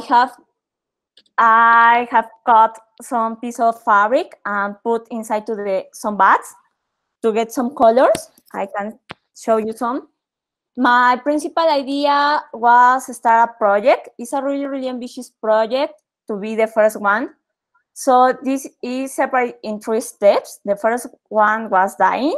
The second was print photos in the piece of fabrics. And the third part is embroidery on part of the photos. So for the moment, my project is in standby because for the quarantine and all this stuff, for a government statement, the roads are closed, so I can get fabric from Cusco. My idea was get some cotton, wool, or natural fabrics too for dyeing. The only thing that I have is some plants that I recollect in Chinchero. That's the only example that I have. And I have been trying dyeing for my own. Obviously, I don't have I haven't more fabric. The only piece that I have, I dye with avocado seed, with Mara salt. The last week, I get a pink color. Follow the Maria's steps. So also, I hope for the next week, some handcraft store be opened here in Urubamba. If I can find fabric for dye with onion, avocado seed, curcuma, nogal, I don't know how to say nogal in English, bugambilia flower, and clavos for oxide nails. So I'm gonna try to, and I hope when I come back to Mexico, print the photos and try to embroider. Basically, that's my project. About the photos that I want to print is more about landscape. As you know, I'm a amateur photographer. So I'm trying to avoid take photos to people, portraits, because I don't know how to root could be that, or I don't want to stereotype anything. So yeah, basically that's my idea. I don't know if it's work or not. Well, it's also connected to many of the questions that other artists have expressed in terms of domestic spaces, in terms of textiles.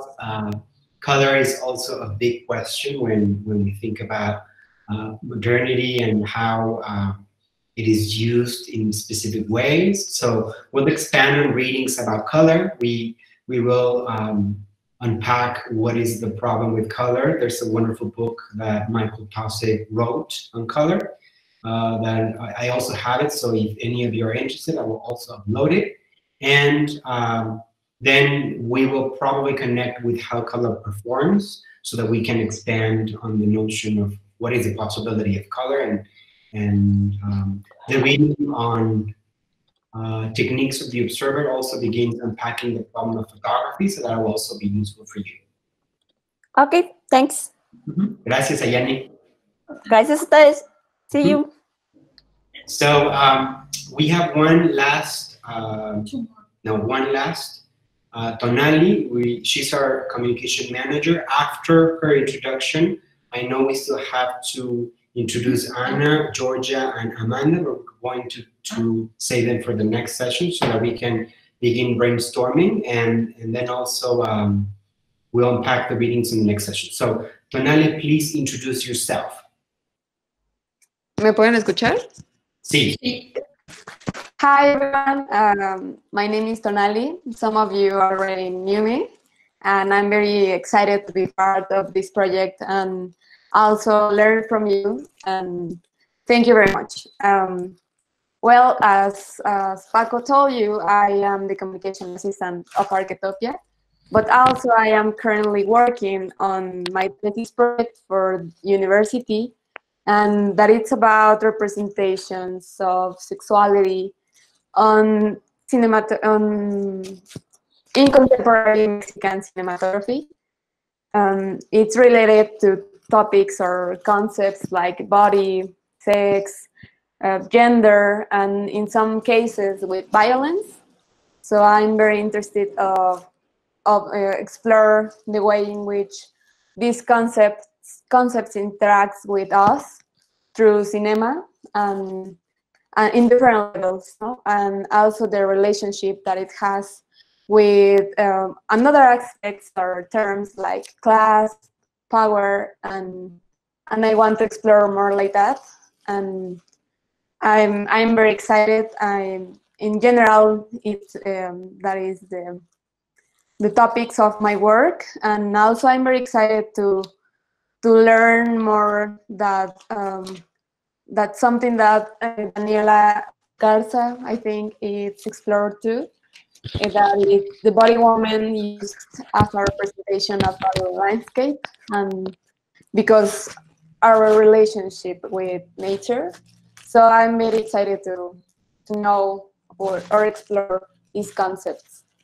And so yeah, I think that's all. Thank you, Tonali. Yes. Very quickly. One of the things that we're going to explore as part of the chapter on place is how America was invented. And this specifically connects with the idea of sexuality, the idea of hypersexuality, ideas of gender, ideas of the body. Of course, Mexican cinema has been a very important tool to invent Mexican landscape. And this is something that recently we found is rooted in the Mexican-American War and how specific forms of art were used to frame Mexico as a place and invent Mexican race. So we'll expand on that. There's also, of course, the ideas of cannibalism intertwined always with the Americas, specifically with Mexico. So we'll explore and unpack many of these ideas as we go, especially in the chapter on mobility and place. Thank you very much. Thank you, Tonali. Muchas gracias. Yes. So now a reminder for everyone to turn off your microphone so that we can hear the questions at this point.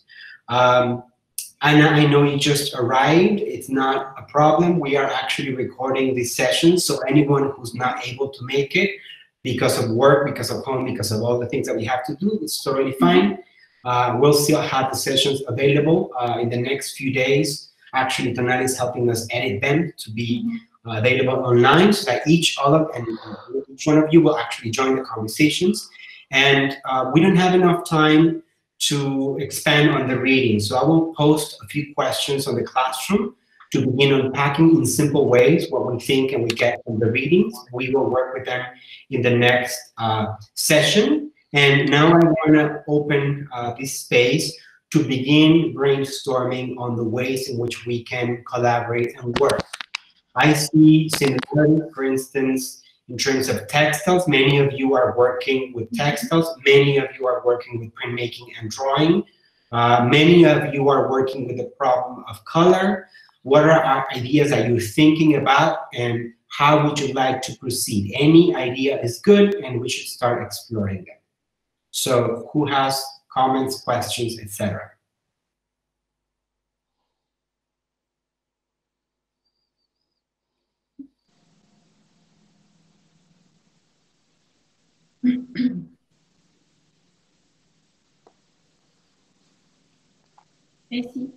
Casey, yes.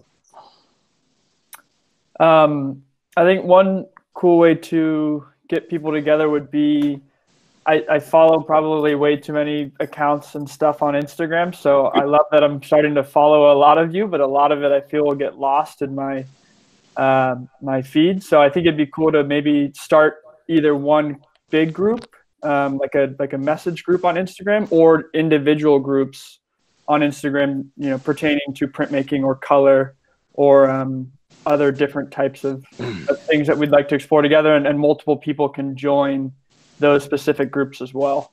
And then that way it would be a good platform for at least me personally to go into that specific printmaking group on Instagram and then go to those people's works and ask them questions as I can see their work a bit more easily, as opposed to trying to find everyone who I just recently followed and stuff like that, maybe.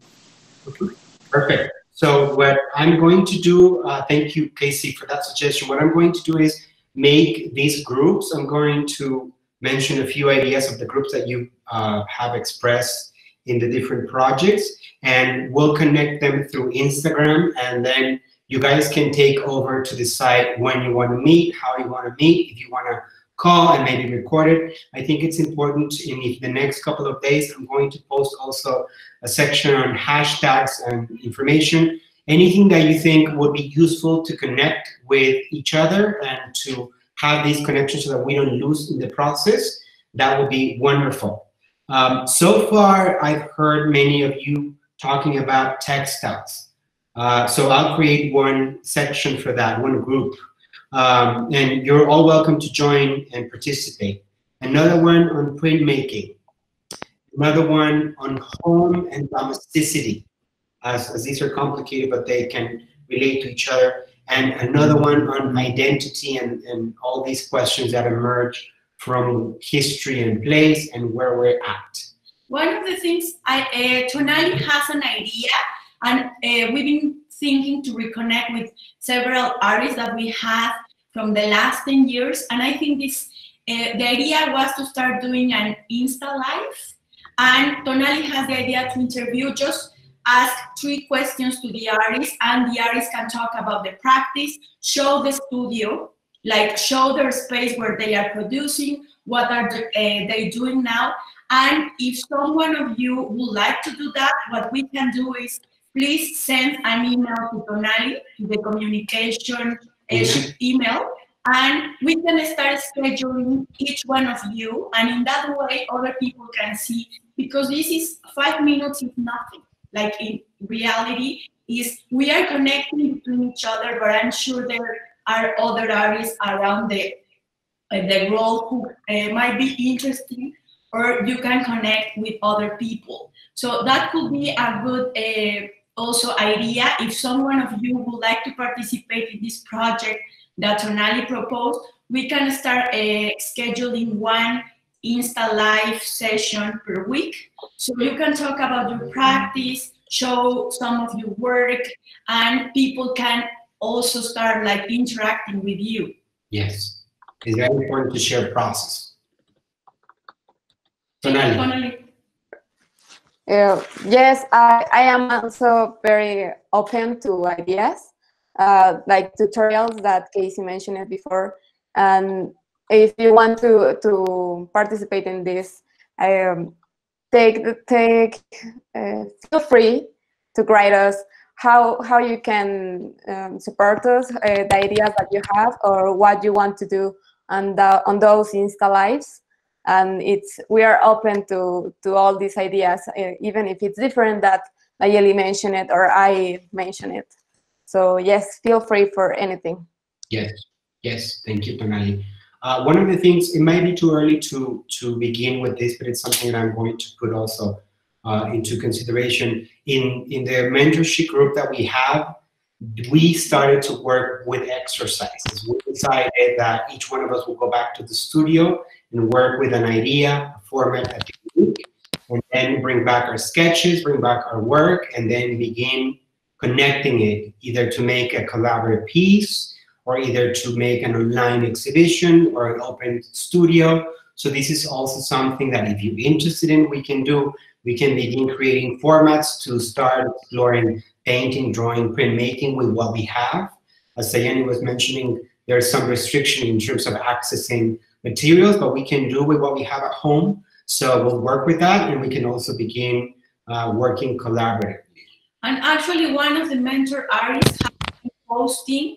She's an embroidery artist in Palestine. So she's been posting different stitches, and it's not necessarily a tutorial, but we can share her information, her Instagram, so you can see if that might be helpful for you. And maybe you wish to do another. Yes. So other ideas on themes, other comments, other proposals, what else?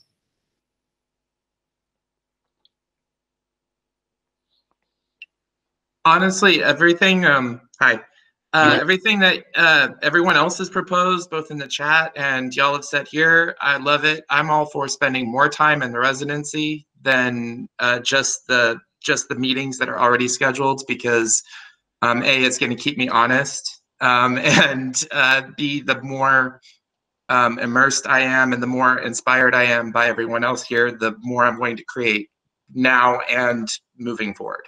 Yes, that's very good, Rusty, because the more we can create a space where we can breathe outside of everything that's going on, the better. So the more you participate, and anything we can help in the process to schedule anything through our platforms, through the system, then the better. I think Fawn had a few questions. Fawn, are you there? Oh, sorry. I was trying not to use my speaker as much as I could. But yeah, so I see the 4 articles. I was just able to access those early this morning. And there's a thing where you respond to it. So how do you want us to respond to these? Are we going to be doing some discussion in the next chat room? Or do we just kind of do an acknowledgement that we've received and read them? Or do we up the work of art? Yes, I saw a lot of activity beginning to happen, which is ideal. What I'm going to do is to ask a few questions, because sometimes the readings get too broad in many ways. So I'll ask questions and pointers, and I'll make it an assignment, and I am asking you to respond in just a couple of sentences. I don't need essays. We don't have time to write long paper pieces. This is not college, so it's flexible in that sense. I will choose specific questions about place, history, time, space, and also to begin unpacking certain terminology so that we can all begin to ground that on our practice. And from there, new activities will emerge. So I will create other new sections, one on the idea of health, and that's not mandatory. It's for any of you who are interested in the topic. And I'll also create another one with bibliography that we've used in the past.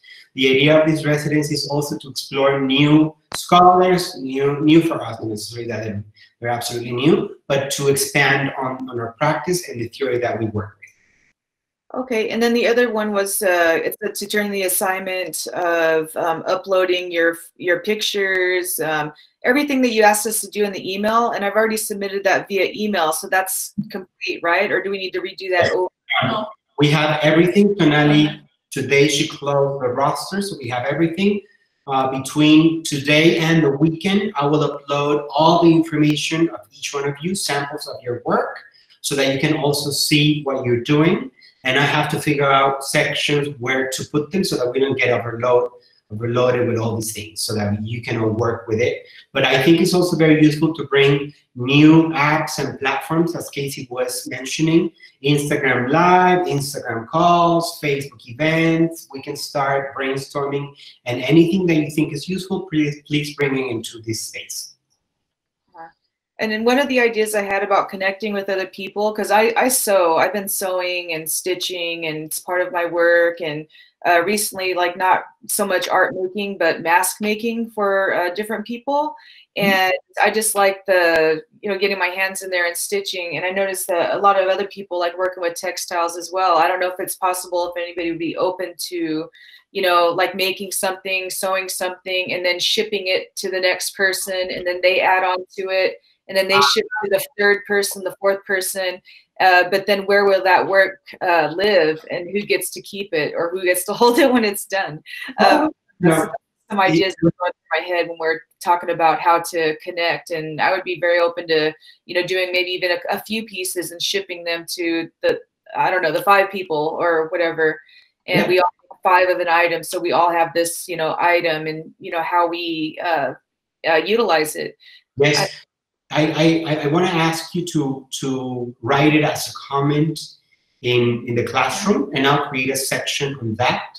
We can figure out details, you know, what are the rules that you want to set, you as a group, who goes first, who goes next, or maybe if these are multiple pieces, you know, where would you want them to end up? You know, all these details, we'll sort them out as we go, because it is the beginning, but yes, absolutely. Oh, for sure. Yes. Who else? Comments, questions, suggestions? Hi, this is a technical question. Yes. Oh no. So in the classroom, the Google Classroom, for the social media info, I'm kind of confused at how it works, because I wrote my comment, but I couldn't see my comment. And then there was also something that said a private comment, but I'm not sure like where that private comment went. Okay. Yes. Let's do this. All of you upload your Instagram information. We will compile it and display in a roster, because it might be the case, I don't know exactly if there's an option. I have to look into the platform and see if there's private or public comments, but just do it after this session. Please post your Instagram, social media information in general. I'll make it into a roster, and then I'll post it so you all have access to that. Okay, cool. Thank you. I have an idea. So this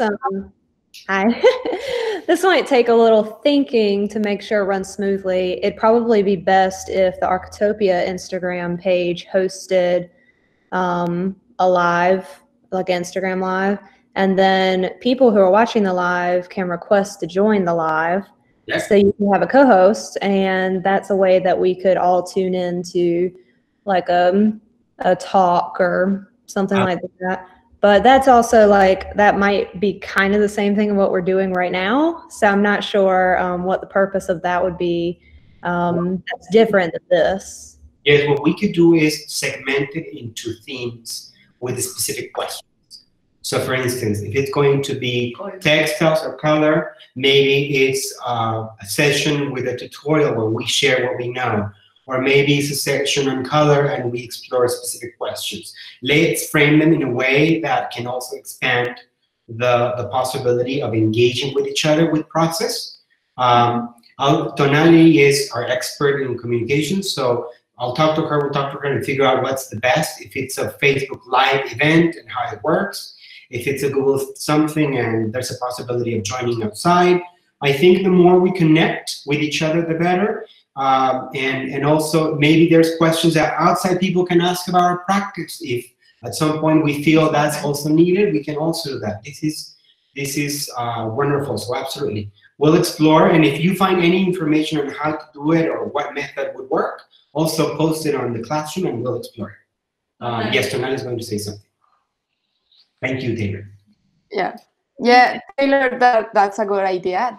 I was thinking on that, and also maybe it's different of this because we can expand this virtual residency so with other people, and also share with people that it's outside of this. Mm-hmm. So yeah, we can check it out and see what happens. Yes. Yes, one of the things that we were also thinking about is this is ideal to put your practice in the spotlight. Mm-hmm. You know, it is interesting to reconnect, to join forces, to expand audiences. So absolutely, maybe we can also create a section or a group that is working with social media, and Tonali will coordinate it to figure out schedules. Not in every session we will be able to be, you know, Nayeli and myself. Sometimes I will be able, or Nayeli, but Tonali will coordinate it so that we have specific times in which you all can join and have different events, and as we go, we'll plan it. Yes. Hi. Hi. Oh. You go first. Okay, I just wanted to mention that I also work with textiles. because in a lot of my photographs, I have to make my own clothing or things that I use for my photographs, especially for La Loteria project. And I wanted to say something about, once did a sketchbook project where you make a sketchbook and then it goes to the Sketchbook Foundation and then it travels all around. And maybe we could do the quilt or do something that you suggested, Fawn, some kind of thing that we send to each other, but then give it to a place where they exhibit it around different places. So it's not, it doesn't belong to anybody, but it's like, I think the sketchbook project, they have it at the Brooklyn Zoo, and then they bring it on a car and then it travels. I don't know if Arquetopia ever thought about doing some kind of global art van around Mexico or around Peru or now Italy, I guess.